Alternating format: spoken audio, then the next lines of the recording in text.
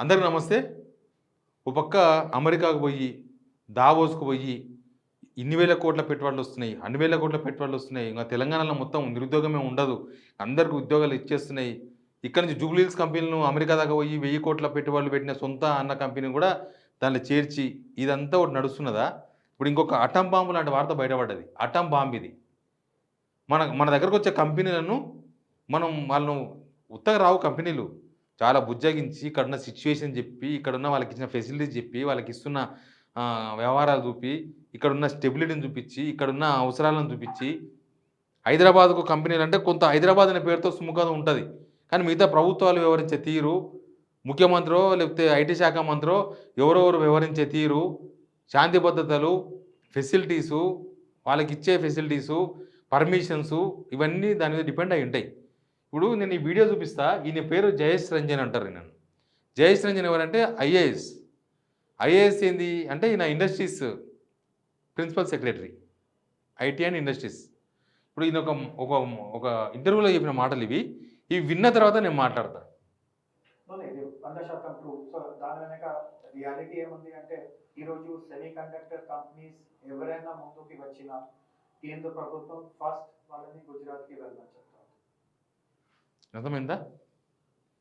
Semi conductor కంపెనీలు మన దగ్గరకు ఒక సెమీ కండక్టర్స్ కంపెనీ ఒకటి వచ్చింది. ఎప్పుడంటే 2023 అక్టోబర్ 6 అక్టోబర్ 6 2023 రోజు కేఎన్స్ టెక్నాలజీస్ అనే కంపెనీతో చేస్తున్న అగ్రిమెంట్. సేమ్ జయేష్ రంజన్ గారు ఇక్కడ ఉన్నారు, గుర్తుపట్టండి. ఇందాక మన వీడియోలో కనిపించింది కదా జయేష్ రంజన్, ఈయననే. అప్పుడు కూడా ఆయననే ఐటీ ఇండస్ట్రీస్ ప్రిన్సిపల్ సెక్రటరీ. ఇప్పుడు ఆయననే. ఆయన ఏమంటున్నాడంటే ఇప్పుడు ఎట్లా అయిపోయిందంటే ఏమైనా కంపెనీలు వస్తే చక్కగా తీసుకుపోయి సెమీ కండక్టర్ కంపెనీలు అవి వస్తే గుజరాత్ తీసుకుపోతున్నారు. గుజరాత్కి పోతున్నాయి, బెంగళూరుకి పోతున్నాయి, ఎక్కడైనా పోని పాడై. మనకు రాని కంపెనీలు అక్కడక్కడ ఎక్కడైనా పోని. కానీ మన దగ్గరకు వచ్చి మన గవర్నమెంట్తో ఎంఓయూ చేసుకొని అన్నీ చేసుకొని ఇక్కడ కంపెనీ పెట్టేందుకు ప్లేస్ చూసుకొని వీళ్ళు ఏడబెట్టాలనుకున్నారు తెలుసా ప్లేస్? ఫాక్స్కాన్ ఎక్కడ? కొంగరకాలం దగ్గర. ఫాక్స్కాన్ పక్కన ఈ కంపెనీ 2800 కోట్ల రూపాయలతో ఈ కంపెనీ పెట్టాలనుకున్నారు. డైరెక్ట్గా 2000 మంది ఉద్యోగులు దానిలా. 2000 మంది ఉద్యోగులు. 2000 మంది ఉద్యోగులు డైరెక్ట్గా. ఇక ఇండైరెక్ట్గా ఆడ కంపెనీ పడితే 2000 మంది ఉద్యోగులు అంటే మాటలు కాదు కదా. ఆ పక్క ఛాయ్ దుకాణం అయినా బతుతాడు, ఈ మధ్య ఆడిపోయే ట్రాన్స్పోర్ట్ అయినా బతుతాడు, ఆటో అయినా బతుకుతాడు, ఆడిపోతే ఆయన ఆర్టీసీకి పైసలు వస్తే బస్సు వేసుకుంటే, ఆడ ఇంకా జిరాక్స్ మిషన్లు పడతాయి, ఆడ ఇంకే దుకాణాలు పడతాయి. ఇండైరెక్ట్గా ఇదంతా డైరెక్ట్గా 2000 మంది అంటే ఇండైరెక్ట్గా ఇంకొక 2000 3000 మంది ఉంటారు ఆడ రకరకాలుగా. 2000 మంది అనుకుంటే వాళ్ళ ఫ్యామిలీ మెంబర్స్ వేసుకున్నా కూడా 8000 మంది అవుతారు. ముగ్గురు వేసుకున్నా కూడా 6000 మంది అవుతారు ఫ్యామిలీలు. 6000 మంది డైరెక్ట్. ఇది ఇండైరెక్ట్గా ఇంకొక 3-4 వేలు 10,000 మంది ఉపాధి కోసం ఆ కంపెనీ తీసుకొచ్చారు. అప్పుడు ఇది 2023 అక్టోబర్ 2023 అక్టోబర్ 6 ఈ కంపెనీ మన దగ్గర ఎంఓయూ చేస్తున్నది. ఈ ఫోటో అక్కడిదే. ఇది ఇప్పుడు ఏమైందంటే ఈ కంపెనీ గుజరాత్కి పోయింది. ఇంకా ఏం మాట్లాడాలి మనం? ప్రభుత్వ ఉద్యోగాలు అందరికీ ఇవ్వలేమని సెలవు ఇస్తారు, అందరు ఇస్తారు. నిన్ననే అనుకుంటా పొన్నం ప్రభాకర్ గారు ఏదో మీటింగ్లో పార్టిసిపేట్ చేసి ఆ మాట అన్నారు. కుల వృత్తులను మేము ప్రోత్సహిస్తాం, మేము అందరికీ ఉద్యోగాలు ఇవ్వలేమని. నిజమే. మీరు ప్రతిపక్షంలో ఉన్నప్పుడు కుల వృత్తులను ప్రోత్సహిస్తామంటే తప్పు పట్టారు. పొన్నం ప్రభాకర్ గారు మీరు తప్పు పట్టారు. అప్పుడు కుల వృత్తులు అంటే యాదవులు గొర్రెలే గాయాలనా, ఇంకా మేము బర్రెలే గాయాలనా మా పిల్లలు అన్నారు. ఇప్పుడు వచ్చి మీరు అదే మాట చెప్తున్నారు.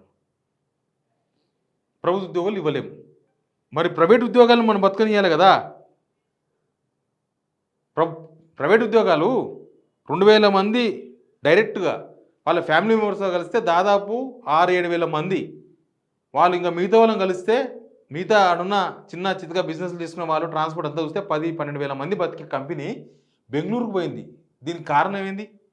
క్యాన్స్ కంపెనీ బ్యాక్ పోవడానికి కారణం ఇది. వచ్చిన కంపెనీ ఇది. క్యాన్స్ కంపెనీ ఏంటంటే సెమీ కండక్టర్స్ తయారు చేసే కంపెనీ, ఎలక్ట్రానిక్ గూడ్స్ తయారు చేస్తారంటున్నారు, ఎలక్ట్రానిక్స్ అన్న దీనిలో. మరి ఎందుకు పోయింది ఆ కంపెనీ బ్యాక్? దీనికి బాధ్యత ఎవరు వహిస్తారు? మొన్నదాకా డౌట్ ఉండే. మొన్నదాకా వాళ్ళు వీళ్ళు ట్వీట్ చేస్తుంటే కేటీఆర్ చాలాసార్లు ట్వీట్ చేసిండు, నేను చూసిన కేఎన్స్ కంపెనీని. బీజేపీ వాళ్ళకైతే పట్టనే లేదు. బీజేపీ వాళ్ళు అయితే తెలంగాణకు ఏం జరిగినా వాళ్ళకి పట్టింపు లేదు. ఎంతసేపటికి హిందూ ముస్లిం గొడవలు తప్ప. ఈ కంపెనీ పోతున్నప్పుడు ఇంతమంది నష్టం జరుగుతున్నప్పుడు నువ్వు 2000 ప్రభుత్వ ఉద్యోగాలు భర్తీ చేయాలంటేనే తినుకులాడతాం మనం. దాంట్లో 1,00,000 పరిశానలు చూసినాం కదా. గ్రూప్ 1 500 మందికి ఉద్యోగాలకి ఎంత తినుకులాడుతున్నామో. అట్లాంటిది ఒక 10,000 మందికి డైరెక్ట్‌గా, ఇండైరెక్ట్‌గా ఉద్యోగాలు, ఉపాధి, వాళ్ళ బతుకు జీవితాన్ని ఇచ్చే ఒక కంపెనీ గుజరాత్‌కి పోతుందంటే దానికి అర్థమేంది? గుజరాత్ మోడల్‌ని తీసుకొచ్చేమో ఈడ ఇంప్లిమెంట్ చేస్తామంటారు ప్రధాని ముందల. ఇక్కడ కంపెనీలు గుజరాత్ పోతుంటే ఎందుకు మాట్లాడతలేరు? ఎవరి మధ్య ఒప్పందం ఉంది ఇది?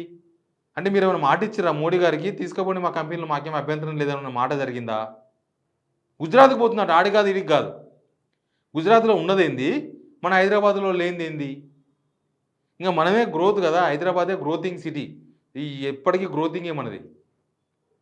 ఇక్కడ ఎవరైనా హైదరాబాద్‌కి వస్తే మేము బతుకుతాంరా, ఇంక జిందగీలో జాదురా సాల్రా అనే లైఫ్ ఇచ్చే నగరం అంటే హైదరాబాద్. అట్లాంటి హైదరాబాద్ వదిలేసి వాళ్ళు గుజరాత్ పోతుర్రంటే దీనిలో ఐటీ మినిస్టర్ తప్ప, ముఖ్యమంత్రి తప్ప, ప్రభుత్వం తప్ప, ఎవరిది తప్పు? గుజరాత్‌కి పోతుందంటే ఏమైనా ఒప్పందం జరిగిందా? మోడీ గారికి, రేవంత్ రెడ్డి గారికి ఏమైనా ఒప్పందం జరిగిందా?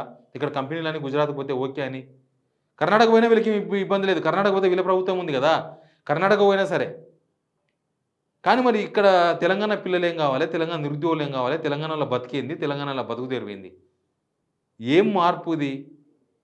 వచ్చిన కంపెనీలు పోతున్నాయి. మీరు అమెరికా దాకా పోతే 100 మందిని వేసుకొని పోతే, మా డబ్బులు పెట్టుకొని స్పెషల్ ఫ్లైట్లు వేసుకొని పోతే, మా డబ్బులు పెట్టుకొని పోతే ఖర్చు అవుతుంది కదా. అట్లాంటి ఖర్చు పెట్టుకొని పోయి అగ్రిమెంట్ తీసుకొస్తున్న కంపెనీలు ఈడ అంతా జాగా చూసుకొని అంతా చూసుకున్న తర్వాత కంపెనీ పెట్టే టైంలో ఇక్కడి నుంచి స్కిప్ అవుతున్నారంటే ఎక్కడనో లోపం ఉన్నట్టే కదా, మన దగ్గర తప్పు ఉన్నట్టే కదా. మరి ఎందుకు మాట్లాడతలేరు ముఖ్యమంత్రి గారో, లేకపోతే ఐటీ మినిస్టర్ అంటే ఈయన శ్రీధర్ బాబు గారు, ఇండస్ట్రీస్ మినిస్టర్ అంతా ఆయన్నే. ఎవరెవరు మాట్లాడాలి కదా దీని మీద. శ్రీధర్ బాబు గారు ఏం చేస్తున్నారు మీరు? ఎందుకు ఆ కంపెనీ బ్యాక్ పోయింది? సమాధానం చెప్పాలి తెలంగాణ ప్రజలకు మీరు. పొయ్యి బతిమాడి తీసుకురండి. మీరు అమెరికా దాకా పోవాలంటే మళ్ళీ పైసలు ఖర్చయితే కానీ ఆ కేసులతో మాట్లాడండి. ఎందుకు గుజరాత్‌లో ఎందుకు పోతుంది? అక్కడ వాళ్ళు ఏమైనా బెదిరించిర్రా? బెదిరిస్తే ఓపెన్‌గా బయటికి మాట్లాడండి. ప్రధానమంత్రి వాళ్ళని బెదిరించిండు, మనకు వచ్చిన కంపెనీ తీసుకుపోయిందని మన పిల్లలకి చెప్పండి. లేకపోతే మీరు ఒప్పందం చేసుకొని ఆ కంపెనీ అక్కడ పంపించిర్రా? కేఎన్స్ కంపెనీ పోవడం ప్రభుత్వ వైఫల్యం. ఏ ప్రభుత్వం ఉన్నా కంపెనీలు తీసుకురావాలి. మన దగ్గర రాను రాను నిరుద్యోగం పెరుగుతూ ఉంది. వాళ్ళకు ఉద్యోగాలు ఇవ్వాలి కాబట్టి అది ప్రభుత్వం బాధ్యత. మరి మీరు రాజకీయాల కోసం ఇట్లాంటి పనులు చేస్తే, కంపెనీలు తీసుకపోతే మీరు గమ్మునుంటే ఎట్లా? దీని వెనుక ఏం మతలబ్ జరిగింది? కేఎన్స్ కంపెనీ గుజరాత్ పోవడం వెనుక మతలబ్ ఏందో బయట పడాలి. నేను కూడా సెర్చ్ చేస్తా, ప్రజలకు చెప్తా. Please subscribe signal TV.